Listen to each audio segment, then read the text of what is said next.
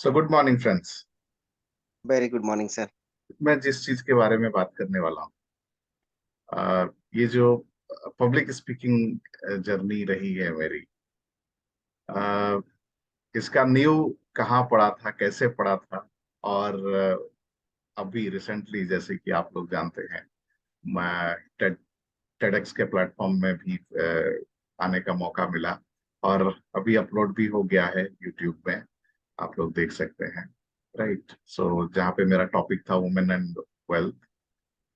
सो धीरे धीरे अभी लोग उसको पसंद कर रहे हैं, लोगों का व्यूज बढ़ रहे हैं। बट मुद्दा ये नहीं है कि लोग पसंद कर रहे हैं या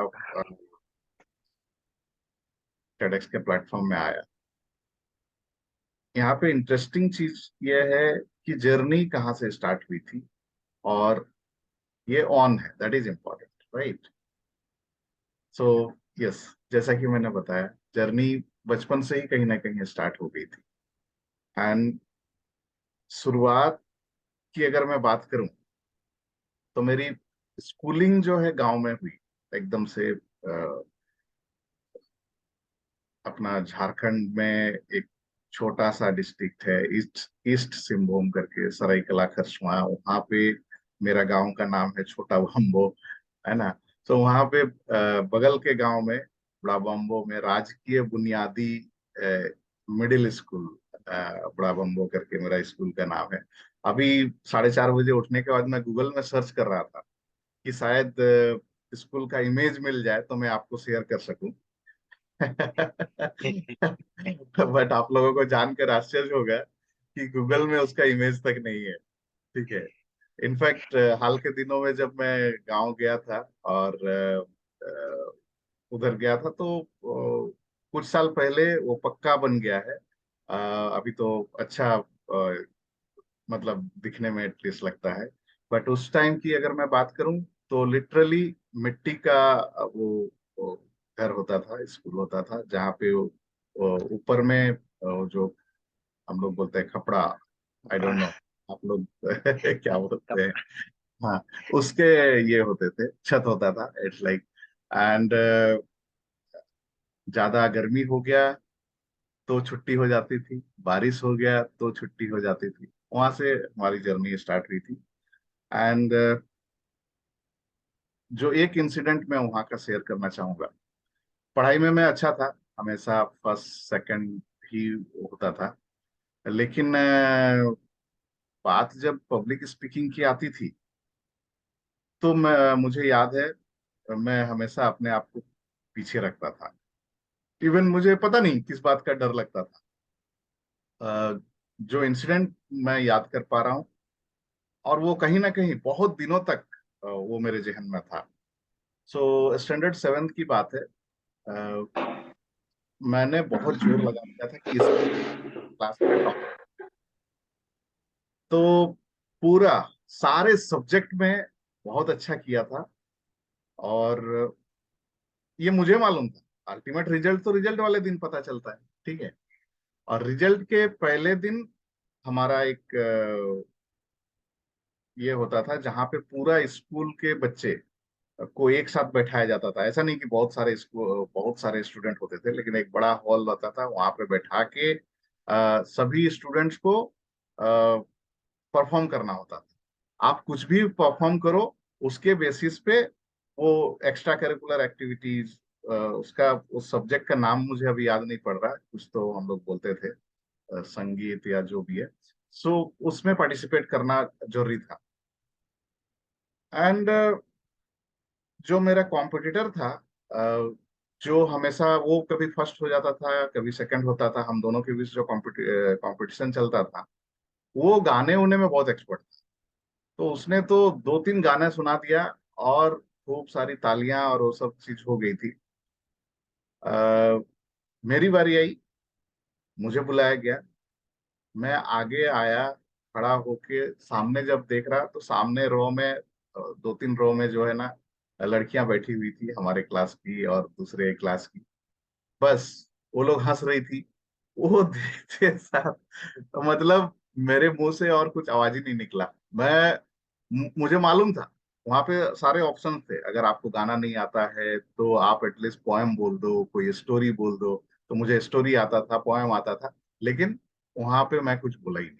मेरे टीचर ने मुझे बार बार बोल रहे थे कि बोलो बोलो बोलो, लेकिन नहीं, बोलना ही नहीं है। फिर मैं वापस, मुझे भेज दिया गया। क्योंकि मैंने एकेडमिक्स में अच्छा किया था, थोड़े टाइम के बाद मुझे दोबारा मौका दिया गया, और मैं फेवरेट भी था अपने टीचर से। मुझे दोबारा बुलाया गया, फिर वही सीन। मुझे बोला गया कि बोलो, क्यों नहीं बोल रहे हो, अरे एक पोएम तो सुना दो, एक स्टोरी तो सुना दो, अच्छा एक चुटकुला ही सुना दो। ठीक है, लेकिन क्या मजाल है कि हम मुंह खोले। हम खोले ही नहीं मुंह, कुछ नहीं बोले। एंड उसके वजह से मुझे उस सब्जेक्ट में 0 मार्क मिला, और उसके वजह से मैं सेकंड हुआ था। और ये बात जो है, बाद में मेरे पिताजी को, मेरे पिताजी थोड़ा जाने माने ये थे एरिया में, उनकी पॉपुलैरिटी थी। वो थोड़ा सोशल एक्टिविटीज में काफी इन्वॉल्व होते थे। तो टीचर लोगों के साथ तो उनका काफी अच्छा था। उनको बुलाया गया, उनको मार्कशीट दिया गया, उनको बताया गया कि देखिए मतलब कैसे अमित ने किया, और सब कुछ अच्छा किया था। सिर्फ एक पोएम भी सुना देता, एक स्टोरी भी सुना देता, तो उसको मार्क्स मिलते, वो फर्स्ट होता था। अभी उसने किया ही नहीं। हमने दो दो बार मौका दिया उसको, दोबारा भी मौका दिया, इसके बावजूद उसने मुंह नहीं खोला। और देखो, इसके वजह से वो सेकंड हुआ। सो फ्रेंड्स, मेरी जर्नी पब्लिक स्पीकिंग की इस लेवल से स्टार्ट हुई थी। एंड उसके बाद फिर वहां से हम मूव आउट कर गए थे, हॉस्टल में चले गए थे। नया नया स्कूल खुला था, मधुसूदन महतो हाई स्कूल। अभी तो वो अ, उस एरिया का समझ लीजिए one of the best school है। उस समय कुछ 18 या 20 स्टूडेंट से स्टार्ट हुई थी। अगेन, वो नया स्कूल था, लेकिन अच्छी बातें ये थी, टीचर्स बहुत अच्छे थे। और ये सेकंड अटेम्प्ट मैं बता रहा हूँ, जहाँ पे अ, हर हर तरह की एक्टिविटीज होती थी। और उसमें एक भाषण प्रतियोगिता, चूंकि हिंदी मीडियम हम लोगों का वो था, तो वो भाषण प्रतियोगिता भी रखा गया था। तो कोई एक ओकेजन में जहाँ पे तुलसीदास के बारे में बोलना था, तो हमारे टीचर ने हमें प्रिपरेशन करा दिया था, मैटर दे दिया था, तो उसके हिसाब से हमने तैयारी कर ली। और अगेन, सभी बच्चे को जब बोला गया कि ठीक है चलो अभी बोलना है, मेरी बारी जब आई, तो मैंने भी तैयारी कर रखी थी। मैं जब वहां गया, तो लिटरली मुझे मालूम है, एक छोटा सा डेस्क टाइप का था, उसको पकड़ के मैं खड़ा था, और मैं बोलना चालू किया। मुझे अभी भी वो बोल याद है, पहला लाइन, सुर सुर तुलसी ससी, ऐसे करके कुछ मैंने स्टार्ट किया था। एंड उसके बाद फिर बोलता चला गया। दिमाग में एक ही बात थी कि पिछला स्कूल में सिर्फ पार्टिसिपेट नहीं किया, इसके वजह से इतना बेकार एक्सपीरियंस रहा था, तो इस बार तो बोलना ही है। लेकिन मुझे अच्छी तरीके से याद है, जब मैं वहां बोलना चालू किया, तो बोलता गया, एकदम लास्ट तक बोला, उसमें कोई दिक्कत नहीं थी। लेकिन मेरा पर्सनल एक्सपीरियंस, लिटरली मैं वो डेस्क को पकड़ा हुआ था, और मेरे पैर जो है ना कांप रहे थे, ऐसे थर थर थर थर थर थर कांप रहे थे। लेकिन वो कांपते हुए भी मैं लास्ट तक बोलता गया। और बस, जब खत्म किया, तो तालियां बज रही थी। ठीक है, और वो एक जबरदस्त एक्सपीरियंस रहा। एंड फिर बाद में जब कंपटीशन का रिजल्ट आया, तो पता चला कि मैं टॉप हुआ। सो वहां पे एक बहुत जबरदस्त कॉन्फिडेंस आया था। उसके बाद सेकंड बार हुआ, थर्ड बार हुआ, तैयारी के किया, बिना तैयारी के किया।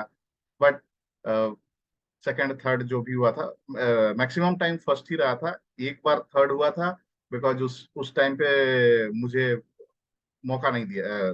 कुछ तो प्रॉब्लम था फैमिली में, जहाँ पे तैयारी नहीं कर पाया था, इसके बावजूद अच्छा बोल गया था। जबकि मुझे ये लग रहा था कि मेरी तो तैयारी नहीं। इन सब के बीच एक बार फिर 15 अगस्त में जैसे परेड होते हैं स्कूल्स में, हमारा हुआ था। और मेरे टीचर ने अगेन, उसको बहुत कॉन्फिडेंस कि ये लड़का अच्छा बोलता है। मेरे को पहले से कुछ बोला ही नहीं, कोई तैयारी ही नहीं। लास्ट मोमेंट में बोला, हम लोग बगल के वाले स्कूल तक जो है ना परेड करके जाएंगे और तुमको वहां पे भाषण देना है। मैंने टीचर को बोला, सर मैंने कोई तैयारी नहीं की, मैं नहीं बोल पाऊंगा। लेकिन नहीं नहीं, तुमको बोलना है, तुमको बोलना है, ठीक है। आप बोले, सर तैयारी नहीं है, क्या मैं बोलूं। बट उन्होंने मेरी एक नहीं सुनी और बगल वाले स्कूल में लेके चले गए। वहां पे वहां के स्कूल, वो बड़ा स्कूल था, और वहां पे बहुत सारे स्टूडेंट। हमारे स्कूल में जो है ना, सिर्फ हमको याद है 3 लड़कियां थी, वो स्कूल में लड़कियां भरी हुई थी। और वहां पे मेरा नाम अनाउंस कर दिया। मैं आगे गया, और जैसी एक नजर वो लड़कियों पे पड़ी, बस मेरा सिट्टी पिट्टी गुम। कुछ बोल, थोड़ा मैं बोला, उसके बाद मेरे मुंह से आवाज ही नहीं निकला, ठीक है। And I was just like, पूरा ब्लैंक हो गया था। वो चारों तरफ खाली एक डार्क सर्किल दिख रहा था, ऐसा कुछ लग रहा था। एंड मैं ब्लैंक हो गया, साइलेंट, कुछ बोल ही नहीं पाया। मेरे टीचर को भी बहुत खराब लगा था डेफिनेटली। बट और मैं तो शर्म से डूबा जा रहा था। एक तो मेरे स्कूल के सारे बच्चे, और उसमें उसके स्कूल, उनको तो जाने दो, उनसे तो मेरा कोई पाला नहीं। अभी मैं जाके अपने स्कूल में और बाकी बच्चों और टीचर के सामने क्या बोलूंगा। अ, उसी उधेड़बुन में काफी दिन गए थे। लेकिन हाँ, वहां से मैंने एक लेसन लिया था कि जो हुआ गलत हुआ, ऐसा होना नहीं चाहिए था।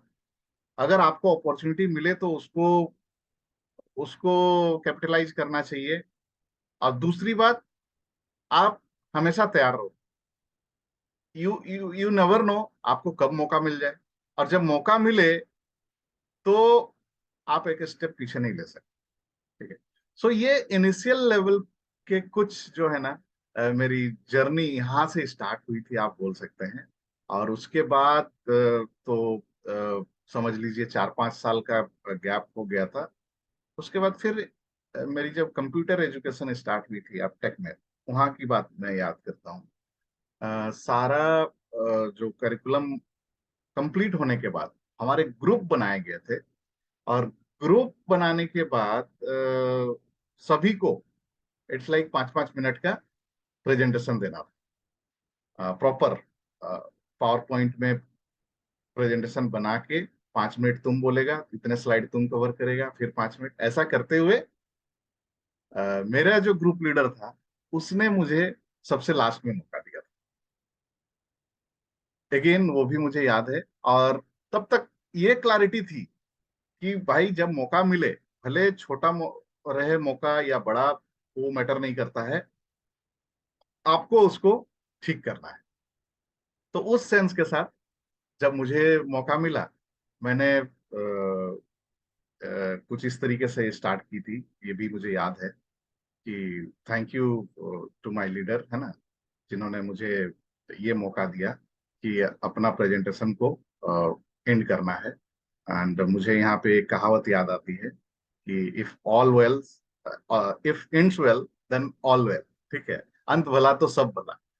और इतना इम्पोर्टेंट रोल मुझे दिया गया। सो थैंक यू इसके लिए। ऐसा करके मैंने स्टार्ट किया था, फिर प्रेजेंटेशन दिया था, और फाइनली हमने जीता था, हमारा ग्रुप ने जीता था। इनफैक्ट हमारे वहाँ पे जो फैकल्टी थी, उसने बोला था, अरे अमित तुम तो छुपे रुस्तम निकले। क्योंकि मैं तब तक भी जो है ना, just because of this English language, मैं बैक बेंचर हुआ करता था।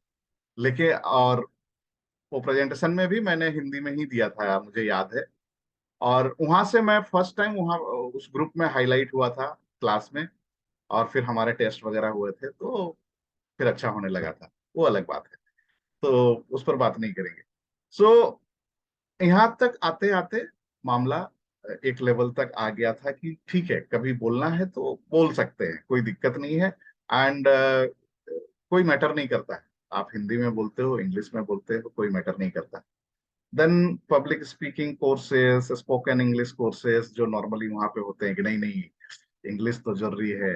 तो उधर में फिर हमारी मेरी जर्नी स्टार्ट हुई, जहाँ पे कई मौके मिलते थे। और जब भी मौका मिलता था, चाहे वो 2 मिनट का होता था, 5 मिनट का होता था, ये फीलिंग आया कि कभी कोई स्टोरी के जरिए, कभी कुछ के जरिए, मतलब पब्लिक में अपनी छाप पड़ती है और लोगों को अच्छा लगता है, वो कनेक्ट कर पाते हैं। इस तरीके से वहां से फिर जर्नी स्टार्ट हुई थी। देन जब हम बिजनेस में आ गए थे, जॉब में, जॉब के थ्रू से, तो जब कभी भी मौका मिलता था, मौका को छोड़ता नहीं था। मुझे लगा कि चाहे वो स्टेज में गेस्ट को इंट्रो करने की बात हो, या फिर प्रोग्राम को स्टार्ट करके किसी तरीके से पब्लिक को कनेक्ट करने की बात हो, ये सब जो है होने लगा। देन हमारी जब बिजनेस स्टार्ट हुई, तो पहला प्रोग्राम प्रॉपर होटल में अपने सारे क्लाइंट्स को इनवाइट करके, और फिनेंशियल अवेयरनेस प्रोग्राम जैसे होता है, वो सब हम करने लगे। ऑफ कोर्स तब तक रेखा भी आ चुकी थी मेरे लाइफ में।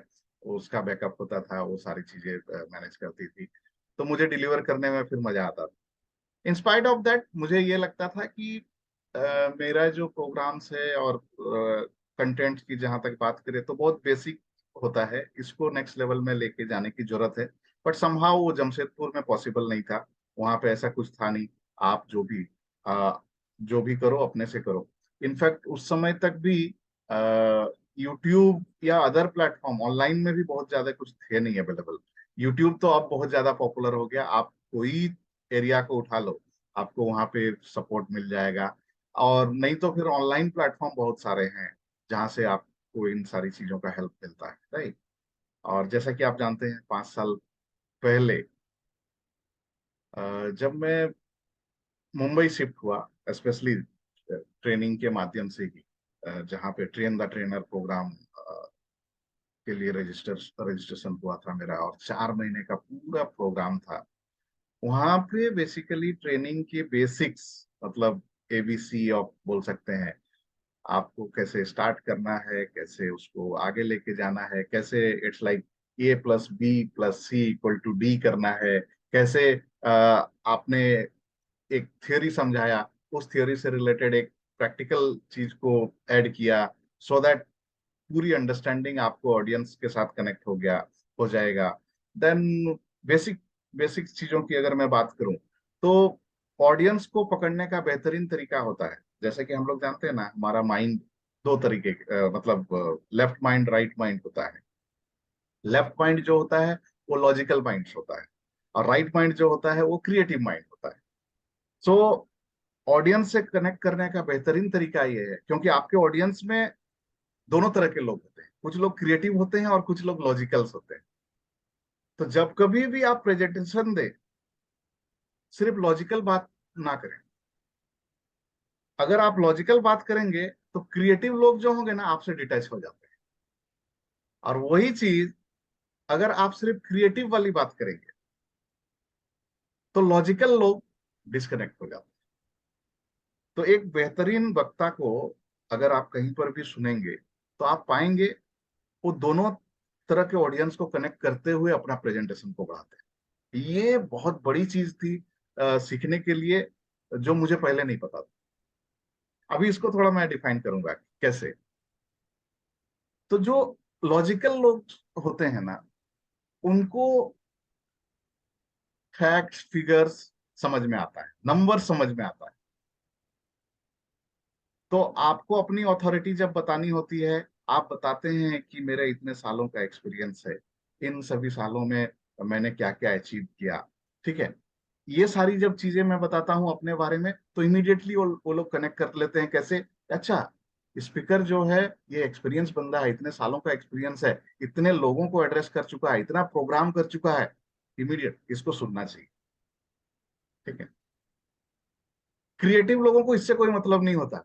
उनको मतलब होता है कि इधर तुम क्या बताने वाले हो, बताओ, ठीक है। फिर जब इनको जब हम बताते हैं तो कनेक्ट करते हैं। क्रिएटिव लोग वो क्या समझते हैं, उनको नंबर नहीं समझ में आता।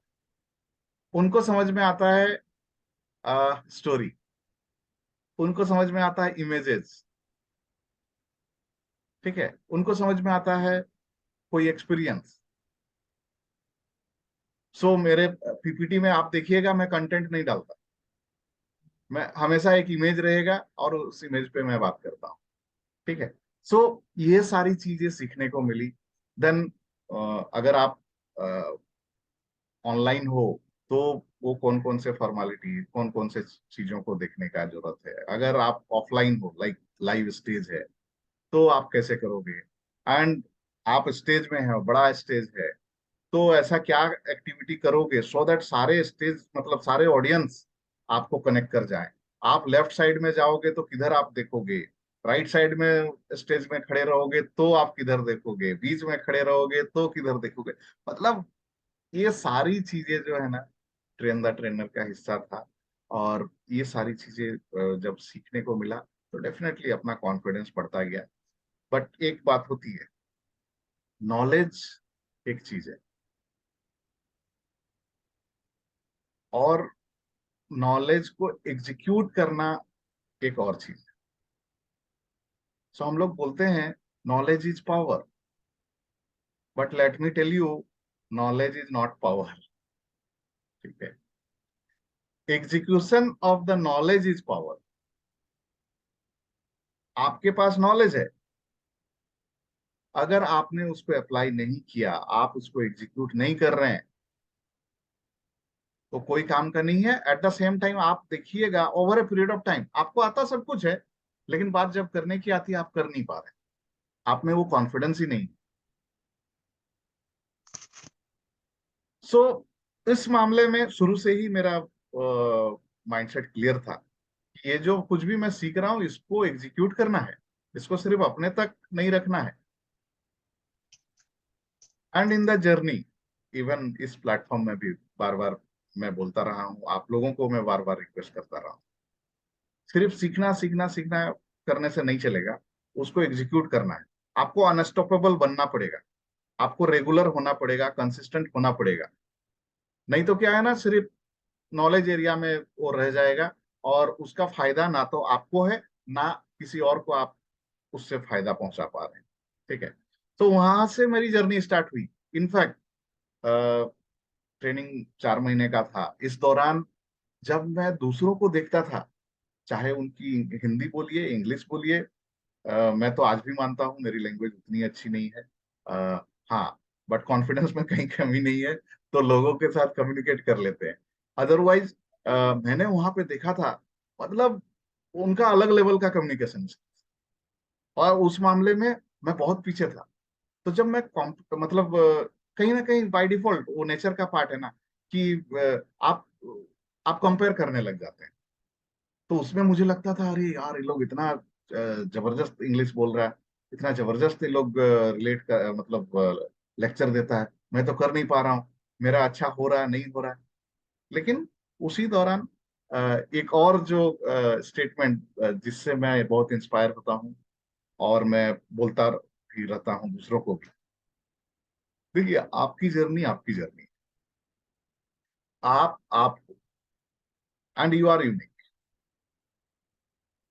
आपकी जर्नी में अभी आप जिस लेवल में हो, शायद it's like if you count this as your book, जिसको आप पढ़ रहे हो, है ना, उसमें आप शायद आप अपनी बुक के पहले चैप्टर में या दूसरे चैप्टर में, और जिसको आप देख रहे हो शायद वो अपने बुक के 10वें चैप्टर में पहुंच गए हैं, 20वें चैप्टर में पहुंच गए हैं। सो मैसेज बहुत क्लियर है, आपकी जर्नी आपकी लाइफ दूसरों की जर्नी दूसरों की लाइफ से डिफरेंट है। वो अच्छा बोल रहे हैं, अच्छा उनका लेक्चर अच्छा है, उनका कम्युनिकेशन अच्छा है, इट्स ओके। शायद उसमें उन्होंने लंबी जर्नी तय की हुई है तो अभी उस लेवल पे है। तो एक टाइम आएगा जब आप भी वहां पहुंच जाओगे। So never compare your journey with others. Maybe you are in your first chapter and the others are in their 20th chapter और वट एवर इट इज। ठीक है, तो ये चीज सीखने को मिला। एंड जब कभी भी यहाँ पर मौका मिला, चाहे वो 2 मिनट का हो, डिफरेंट डिफरेंट लेवल पे होती थी, 5 मिनट का, 10 मिनट का, एंड सबसे बड़ा जो लास्ट में एकदम हमें मौका मिला था 45 मिनट्स का प्रेजेंटेशन देने का। तो हर एक बार जब भी मुझे मौका मिला, चूंकि मेरी पकड़ अपनी सब्जेक्ट में थी, फिनांस में थी, वेल्थ मैनेजमेंट पे थी, तो इससे रिलेटेड टॉपिक्स पे मैं बात करता था। और मैं जिस तरीके से बात करता था, मेरी एग्जाम्पल्स और जो जो एक्सपीरियंस, अपने एक्सपीरियंस से प्लस जो टेस्टिमोनियल्स होते थे, मेरे क्लाइंट्स के जो एकदम लाइव एग्जाम्पल, कैसे स्टडीज होते थे, ये सबको रखते हुए जब भी मुझे मौका मिला प्रेजेंटेशन देता था, तो लोगों से हमेशा ही मुझे तारीफ मिली वहाँ पे। इनफैक्ट मेरे टीचर ने अप्रिशिएट किया। वहाँ पे जो हमारे फैकल्टीज थे, उन्होंने काफी अप्रिशिएट किया। इन सब के बावजूद जो बैकअप ऑफ द माइंड एक चीज था, वो था कि मैं इंग्लिश बोल नहीं सकता, मेरी इंग्लिश अच्छी नहीं है, तो I am not good.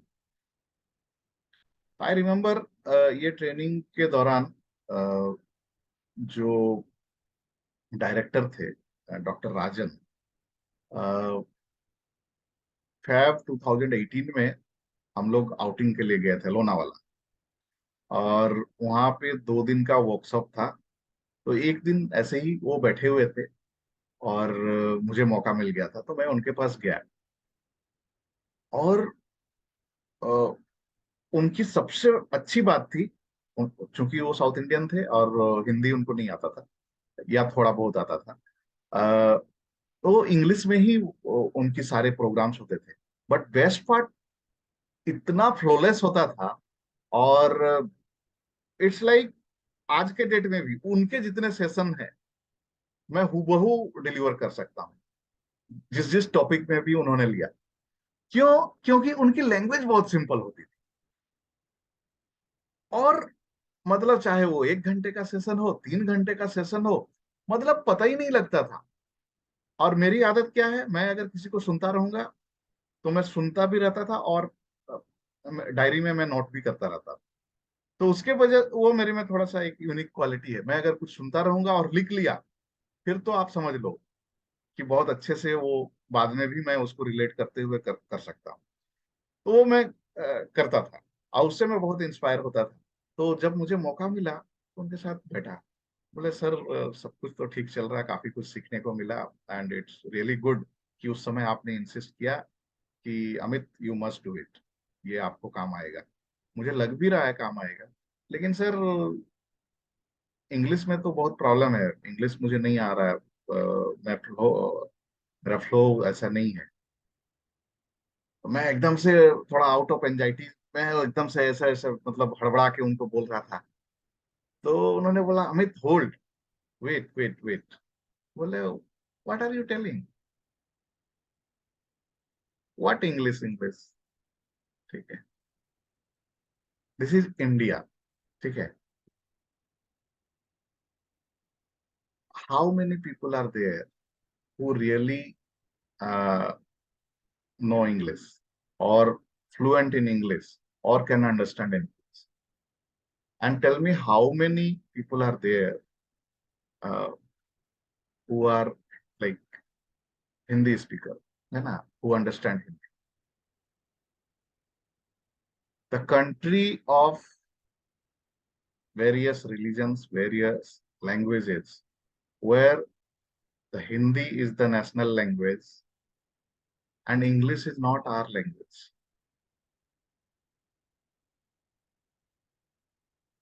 So if you are comfortable in Hindi, go with Hindi. In fact, Hindi crowd is more. तो ये बात जो है ना, उन्होंने बहुत अच्छी तरीके से मुझे समझाया, और बोला कि इंग्लिश जरूरत ही नहीं है। इंग्लिश कभी कोई कॉरपोरेट में गए और कहीं ऐसा गया जहां पे, या फिर साउथ में चले गए, साउथ के क्राउड को आप एड्रेस कर रहे हो, तो मे भी इंग्लिश चाहिए होगा। बट अगेन, मैंने तुम्हें सुना है, I heard you, and your English is quite okay. आपको क्या बोलना है वो कम्युनिकेट कर कर देते हो ना, that is more than enough. वो फ्लुएंट बोलना है, स्टाइल में बोलना है, वो कोई मायने नहीं रखता है। मायने ये रखता है कि आप जो बोल रहे हो, सामने वाला समझना चाहिए। ठीक है, अभी अमिताभ बच्चन तो ऐसे बोलता है, शाहरुख खान तो ऐसे बोलता है, मैं भी उसके जैसे बोलूंगा, जरूरत ही नहीं है। अमिताभ बच्चन है, उसका वॉइस ऐसा है, उसका स्टाइल ऐसा है, ठीक है, उसके पास कुछ ज्यादा वोकैब है ना, वोकाबलरी में ज्यादा वर्ड्स हो सकते हैं, इट्स ओके। आपके पास जो है उससे काम चलाओ, and that is good enough. You don't try to be someone else. So ये जो ज्ञान बोल दिए या जो भी बोलिए, मतलब मिला वहां पे, दैट वाज लाइक अमेजिंग। मतलब बोले कि यार ये तो बहुत जबरदस्त है, अब तो अपने को पीछे रुकना ही नहीं है। एंड देन जर्नी स्टार्ट हुई।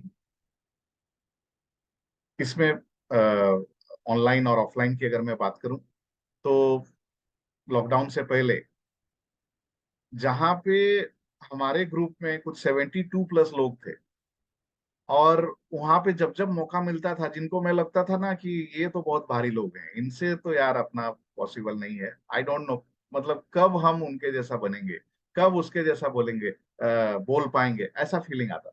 लेकिन जैसे ही ट्रेनिंग खत्म हुआ, सब अपने अपने काम में, किसी को पड़ा ही नहीं है।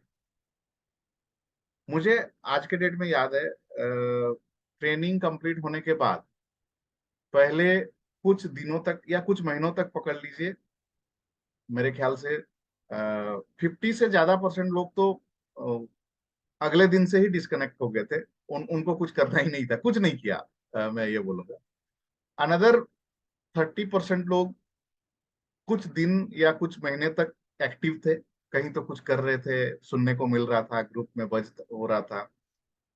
बाकी के 20% में भी मेरे ख्याल से उनकी एनर्जी और एंथुजियाज्म जो है, शायद 1 साल तक बना रहेगा।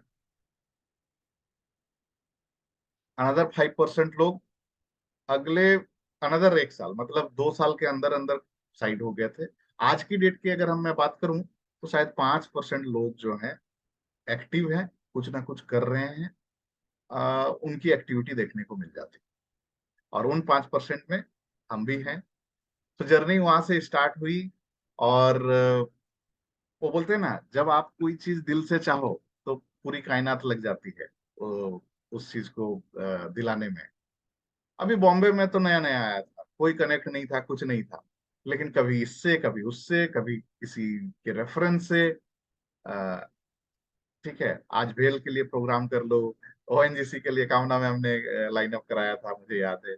देन जबकि सागर जी हमारे फ्रेंड है, वो ऑलरेडी ओएनजीसी एम्प्लॉइज थे, उन्होंने लाइन अप नहीं किया था, लेकिन कामना में हमने कराया था, वो भी ऐसे ही। हमने ओएनजीसी गए थे सागर जी से मिलने, तो जस्ट मुलाकात हुई थी, थोड़ी बहुत बातचीत हुई थी। देन कामना में हमने एक दिन कॉल किया और बोला कि ऐसा ऐसा बात है, फिर हमने किया था। देन आरसीएफ के लिए हमने प्रोग्राम किया, हिंदाल्को के लिए किया, आदित्य बिरला ग्रुप के लिए किया, कोटक फाउंडेशन के लिए किया। ऐसे करते करते कभी स्टूडेंट, कभी कॉरपोरेट, कभी कुछ, वो जर्नी चल पड़ी थी, मतलब रेगुलर था। जो हमारे ग्रुप के लोग थे बोलते कि अमित तुम कैसे कर पा रहे हो, हम लोग तो कर नहीं पा रहे हैं। हम बोले "वो बस रास्ते खुल रहे हैं तो कर रहे हैं"। Tata group, Tata teleservices हमको याद है, स्वास्तिक ने लाइन अप कराया था। तो और भी, मतलब वो तो उस समय तो हम लोग काउंट करते थे, आज इतने लोग किए, अ, इतने लोग अटेंड किए, अरे इतने लोगों को के लिए प्रोग्राम किया, तो बहुत एक्साइटमेंट होता था स्टार्टिंग में। फिर धीरे धीरे तो हमने काउंट करना भी छोड़ दिया, फ्रेंकली स्पीकिंग। फिर जो लॉकडाउन स्टार्ट हुआ, और ये प्लेटफॉर्म एक तरीके से तो वरदान साबित हुआ, जहाँ पे रोटरी क्लब, लायंस क्लब और डिफरेंट डिफरेंट प्लेटफॉर्म के लिए करने लगे। कभी किसी होटल के लिए कर रहे हैं, उनके स्टाफ के लिए कर रहे हैं, तो कभी किसी के लिए। वो तो जर्नी जो स्टार्ट हुई, फिर खत्म ही नहीं हुआ। और फिर अपना प्लेटफॉर्म जब आ गया, जहाँ पे फिर हम डिफरेंट डिफरेंट डेज पे अलग अलग प्रोग्राम करने लगे, फिर अपना प्रोग्राम लॉन्च कर लिया। देन मिरेकल मॉर्निंग क्लब और ये सब एक्टिविटी चालू हुई। तो ये जर्नी स्टार्ट, मतलब कुछ इस तरीके से धीरे धीरे करते हुए। और एक चीज मैंने देखा, कि एवरी टाइम प्रोग्राम कर रहे हैं, भले सेम प्रोग्राम पहले कर चुके हैं, कुछ तो पिछला से डिफरेंट होता है, कुछ तो एक नया एक्सपीरियंस होता है, ठीक है। भले कंटेंट सेम हो, स्लाइड सेम हो, स्टोरी भी शायद मैं वही बता रहा हूँ, इन स्पाइट ऑफ दैट मैंने ये रियलाइज किया कि पिछला से मैंने इस बार बेटर किया, पिछला से मैंने इस बार बेटर किया। And that's what happens. जब आप कोई चीज बार बार करते हो तो आप बेहतर होते जाते हो। ठीक है। और इसी जर्नी में फिर अदर भी ट्रेनिंग प्रोग्राम करने का मौका मिला, क्योंकि एक चीज ये भी समझ में आई कि आप लिमिटेड नॉलेज के साथ एक लिमिटेड लेवल तक जा सकते हो। अगर आपको आगे बढ़ते रहना है तो नई चीजें, नई टेक्निक्स, हर चीजें अपने आप को अपग्रेड करते रहना पड़ेगा। सो वो सारी चीजें भी होती रही। एंड लास्ट ईयर 2022 फरवरी में मेरे एक मेंटोर हैं, जोगेंद्र सिंह राठौर करके, उनका टेड टॉक आया। और इससे पहले भी टेड टॉक, जॉस टॉक के बारे में सुन चुके थे, यूट्यूब में इतने सारे वीडियोस देखते थे, लेकिन कभी भी लाइव अटेंड करने का मौका नहीं मिला। राइट। सो जब जैसे पता चला कि हमारे मेंटोर आ रहे हैं, वो भी बॉम्बे में हो रहा है, उसने पहले ही बता दिया था कि फ्री एंट्री है, कोई प्रॉब्लम ही नहीं है, आप लोग आ सकते हो और आप लोग एक्सपीरियंस करना। तो मैं बोला यार, ये तो चाहिए था। इनफैक्ट उससे पहले ये था कि कब अपने को मौका भी मिलेगा कि वहां पे जाएं और देखें क्या होता है, कैसे होता है। बिकॉज वो एक अलग प्लेटफॉर्म ही है, मतलब अलग अलग माहौल है, एक अलग इंप्रेशन था अपने दिमाग में। ठीक है। इवन हमारे ग्रुप के कुछ लोग इस बीच कहीं कहीं पे जाके टेड टॉक अटेंड करके आए थे। एंड उन्होंने अपना एक्सपीरियंस शेयर किया था। वो लोग अपना फेसबुक और अदर सोशल मीडिया में डालते थे कि एक दिन मैं भी टेडेक्स स्पीकर बनूंगा, बनूंगी करके। ठीक है। तो वो सबकॉन्शियस में तो था कि शायद मैं भी कभी कर पाऊंगा, लेकिन कभी मुझे ये नहीं लगता था कि टेडेक्स स्पीकर बनेंगे या कुछ। हाँ, ये रहता था कि कभी तो अटेंड करने तो एटलीस्ट जाएंगे। एंड वही बहुत बड़ी बात है।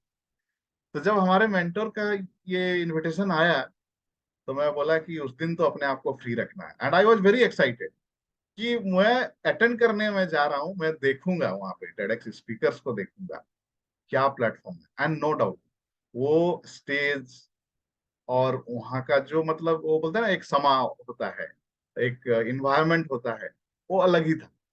वो कामना में हमको पता होगा, यहाँ मुंबई में बांद्रा वेस्ट में मैम रंग शारदा ऑडिटोरियम जो है, हाँ हाँ, वहाँ पे वो सेटअप था। और जब वहाँ गए, पूरा मतलब ऑडिटोरियम भरा हुआ था। और स्टेज जिस तरीके से बैकग्राउंड और वो सब चीज रहता है, कलर कॉम्बिनेशन और वो सब, वो आपको अट्रैक्ट कर रहा था। ठीक है। सो रियली मतलब लग रहा था कि यार मजा आ गया, फाइनली ये मौका मिल रहा है कि इधर अटेंड करेंगे। सो फिर प्रोग्राम स्टार्ट हुआ। एंड जिस तरीके से ऑर्गेनाइज किया गया, और एक एक स्पीकर आके वहां पे बोले और वो सारी चीजें, तो वहां बैठते हुए दिमाग में ये ख्याल आया था कि एक दिन मैं भी उधर रहूंगा एज ए टेडेक्स स्पीकर। और वो बोलते हैं ना, वो दिमाग में आ गया था। जब कभी भी उसके बाद कुछ होता था तो लगता था, या टेडेक्स स्पीकर का, उसके बाद मैंने देखा रेगुलर बेसिस पे मैं कुछ सर्च कर रहा हूँ, अचानक से टेडेक्स स्पीकर का, कोई टेडेक्स स्पीकर, कोई इंडियन का, कोई फॉरेनर का, या किसी का भी, ऑटोमेटिक वो पॉपअप होता था।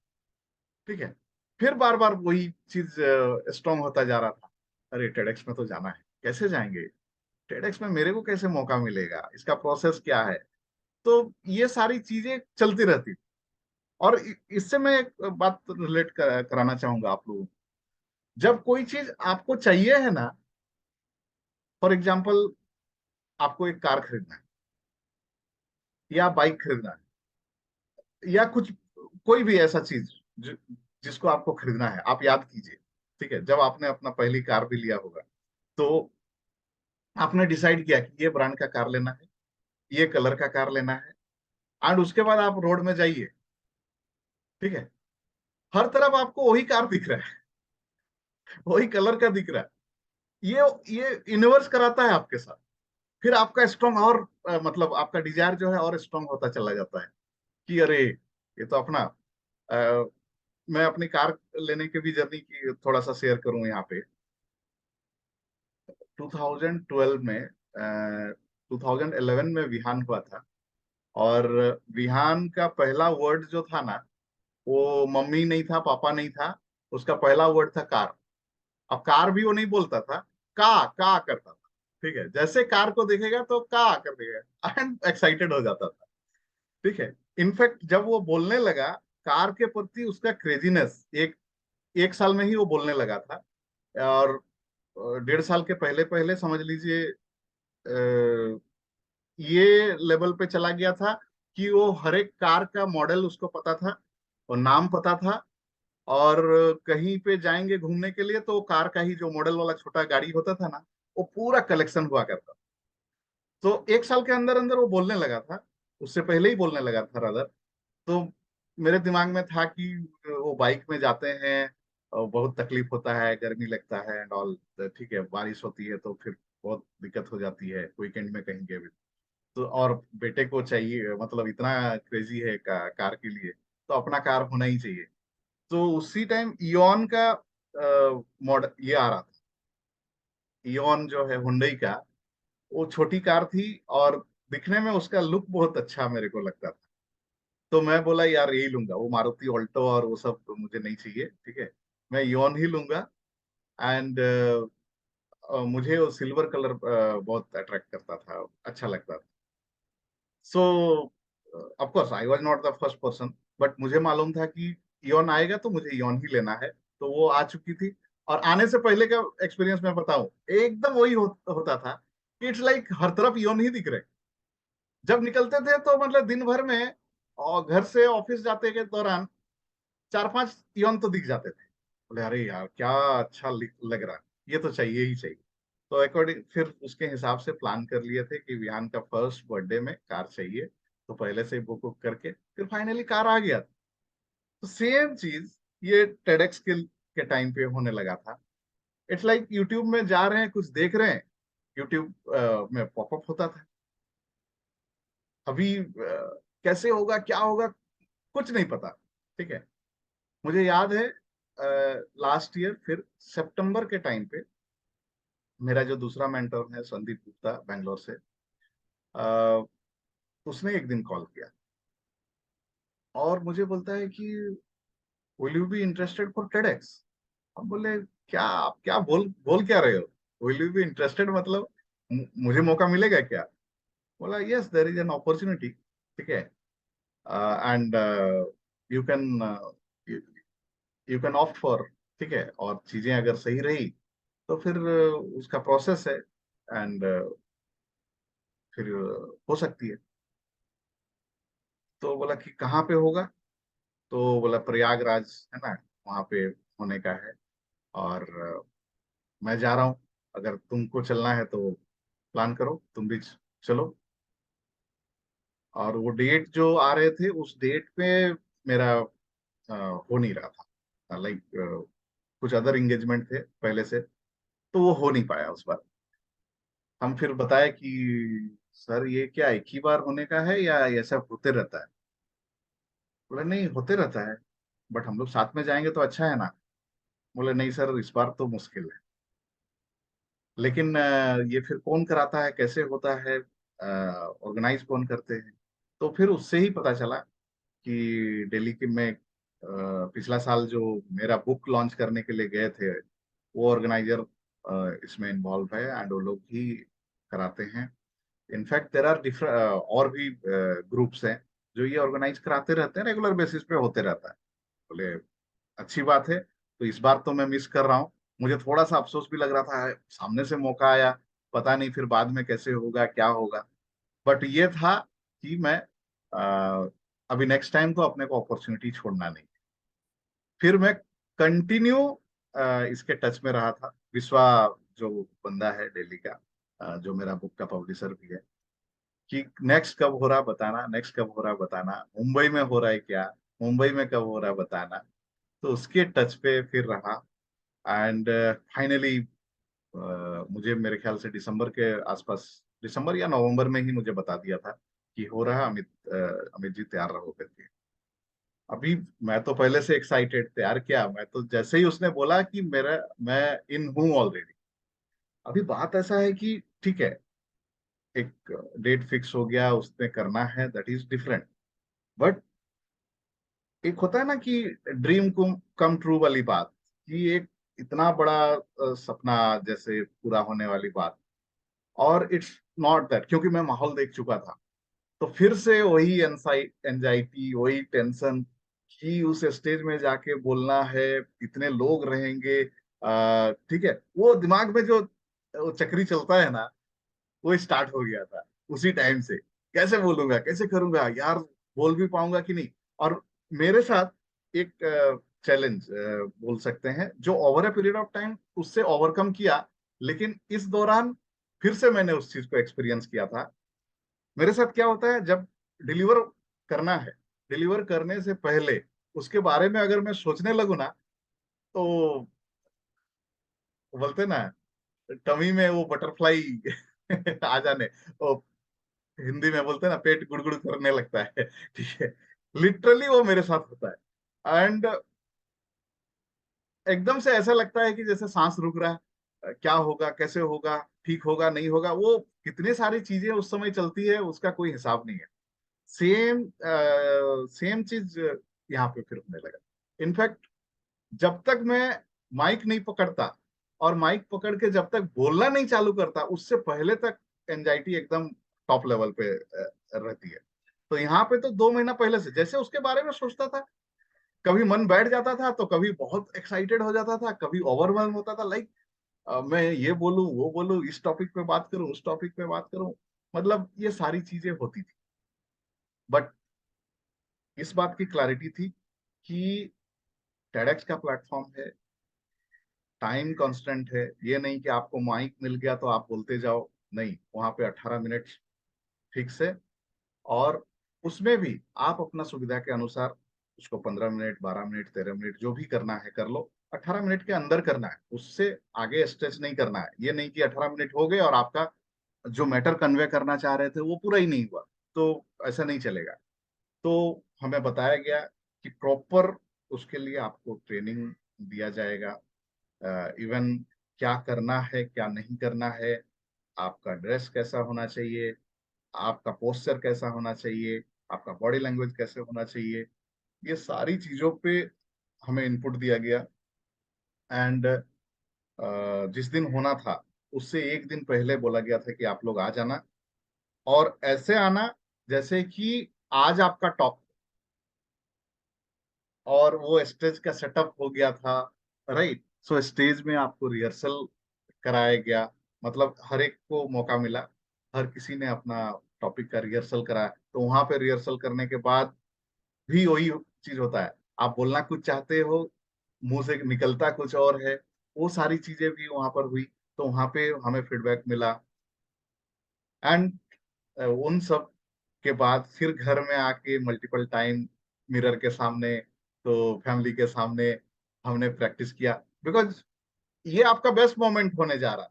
और उस मोमेंट को आप ऐसे नहीं जाने दे सकते हैं, एक बैड एक्सपीरियंस नहीं करा सकते हैं, ठीक है ना। और क्योंकि आपका 18 मिनट खत्म होने के बाद उस दिन फिर से आपको कराया जाएगा, ऐसा तो होगा नहीं, क्योंकि अदर स्पीकर्स भी है ना। कुछ 36 स्पीकर्स थे, हमको याद है। और मॉर्निंग से स्टार्ट हुआ था, लेट इवनिंग तक चला था। उसमें फिर लंच ब्रेक, टी ब्रेक, वो सब भी था। सो कहने का मतलब है, इन सब एंजाइटी और वो सब चीजों को करते हुए जो प्रिपरेशन हुआ, फाइनली ऐसा रहा कि जब अपनी टॉपिक आई, तो उसमें भी मेरा नंबर कुछ था, और वो स्ट्रेच हो रहा था, वहां पे कोई और आ गया, वो बोला कि मेरे को पहले करने दे दो। एक एक तो आपका एंजाइटी लेवल बढ़ा हुआ है, उसमें फिर आपका टाइम जो है 5 बजे होने वाला है, वो बढ़ के 6:30 7 हो गया था। तो वो एक अलग लेवल का एंजाइटी था। देन ऐसा नहीं है कि आप इधर में बैठे हो और आपका नाम लिया गया, फिर आप स्टेज में गए, फिर माइक लगा, ऐसा नहीं होता है। वहां पे क्या होता है कि आपकी बारी आती है, मतलब 2 जन के पहले आपको बैक स्टेज चल जाना होता है। बैक स्टेज में जाके आप थोड़ा सा कूल काम हो जाते हो, है ना। जो आपके माइक वाइक जो भी लगाना है, वो सारी चीजें लग जाती है। फिर आपका नंबर आता है तो फिर आप जाते हो, ठीक है। देन फाइनली वो टाइम भी आ गया, और जैसा मैंने सोचा था, वहां जाने के बाद वो जो लाइट आपके फेस पे पड़ती है, आप सबको देख पा रहे हो, सामने वाले आपको देख रहे हैं नहीं देख रहे हो वो तो पता नहीं चलता है, लेकिन जैसे वो रेड सर्किल में खड़ा होते हैं ना, वो एक अलग लेवल का फीलिंग आता है। Oh my God, finally I am here. और एट द सेम टाइम आपको डिलीवर भी करना है। डिलीवर करते टाइम वो फ्लो मेंटेन करना, सब कुछ करना है, वो सारी चीजें है। तो जब मैंने स्टार्ट किया, अगर आप लोग देखे वीडियो देखे होंगे, थोड़ा सा मैं नर्वस था। थोड़ा नहीं, बहुत ज्यादा नर्वस था राजा। इनफैक्ट मेरा बॉडी लैंग्वेज भी जैसा होना चाहिए था, एकदम स्टिफ ऐसा नहीं था। थोड़ा ढीला ढाला था। लेकिन जैसे मैंने बोलना चालू किया, मेरे ख्याल से अगले शायद 1.5-2 मिनट में फिर मैं इस एक्शन में आ गया था। इनफैक्ट ये बहुत बड़ी बात है। कभी भी आप पब्लिक स्पीकिंग में जा रहे हो, उस प्लेटफॉर्म में कभी भी जाते हैं, you should not be like this. मतलब हाथ सीधा है, वो मैंने रियलाइज किया कि वो थोड़ा गड़बड़ हुआ पहला 1.5-2 मिनट। और मैं बोल भी रहा हूँ तो थोड़ा स्लो था, पेस में नहीं था। लेकिन जैसे ही आप इस लैंग्वेज में जाते, इस बॉडी लैंग्वेज में आ जाते हो, आपके दोनों हैंड्स जो है सामने आ जाते हैं, it's like you are in a position to defend anything. वो बाय डिफॉल्ट ये आपको दूसरों से रोकता है। और अब जो आपको करना है, अपने अपने वर्ड से करना है। तो जब इस पोजीशन में आ गए, फिर धीरे धीरे जो है नॉर्मल होने लगे। और लास्ट तक होते होते तो बहुत अच्छे से ऑडियंस को एक तरीके से उनके साथ कनेक्ट हो गया था। बट एक ही चीज मैं बोलूंगा इन सब के बीच, अगर आपको कोई चीज चाहिए है, आपने दिल से उसको चाह लिया है, और आपका फोकस उस पे है, आपकी सारी एनर्जी उस पे आपने लगा दिया है, तो वो आपको मिलेगा ही। And that's what had happened with me, a person, a boy, वो गांव का लड़का जहाँ से जर्नी स्टार्ट की थी, जो बैकग्राउंड था, उसके बाद एक इंटरनेशनल प्लेटफॉर्म में ये मौका मिलना और वहां पे जाके बोल पाना। अब ये अचीवमेंट के होने के बाद अभी मुझे ये लगता है कि अब तो कोई भी प्लेटफॉर्म हो, कैसा भी हो, ये अपने जगह पे होते रहेगी। एंजाइटी होगा, वो बटरफ्लाईज आएंगे, वो सब होगी, बट ये कोई मैटर ही नहीं करता है। आपको अपना काम करना है, ठीक है, and you can do it, ठीक है। तो लास्टली मैं यही बोलूंगा, ठीक है, ये मेरा फेवरेट कोट कोट है।